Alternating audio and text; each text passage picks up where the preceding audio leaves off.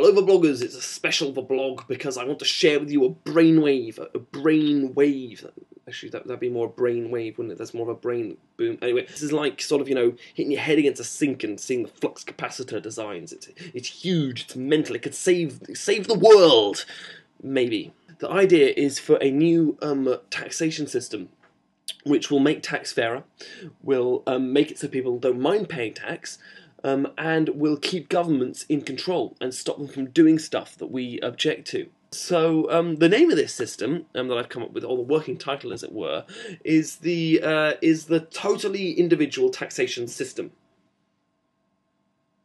Yeah, I may want to come up with a different title than that, I'm not sure. The basic concept is this. One of the main complaints that people have about paying tax is that it's getting spent on stuff they don't agree with. Whether you're an angry Daily Mail reader going, "Oh, how can they be spending my taxpayers' money on blah blah blah blah blah," or if you're just a nice normal human being who objects to the fact that our money was spent on funding an illegal war in which people were killed.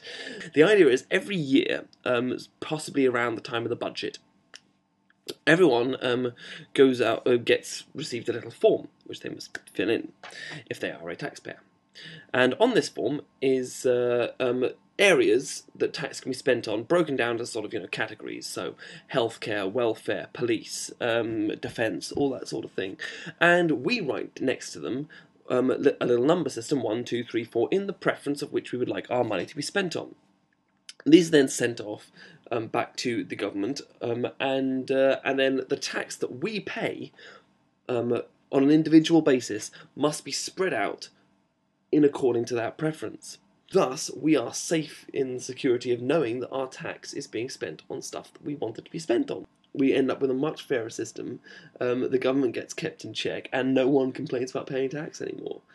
There is obviously one slight concern about this, which is obviously the media. And there are, of course, certain newspapers that do their best to exploit people on a daily basis and make them do what their editor wants them to do. My conclusion has been that actually these things don't actually have as much power as they used to.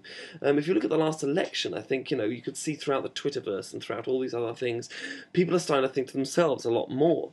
If the newspaper outlets in question had that kind of power, then we would have seen a massive Tory landslide. As it is, we didn't. Of course, some of the people we vote for then sold out worse than the illegitimate love child of Ben Elton and Dr. Faustus, but that's besides the point. So yes, the new tax system that I need to think of a new name for, this possibly, hopefully, could be the way forward, could be the future, if anyone adopts this. It felt like, retweeting this video and letting people know about it. That would be kind of cool.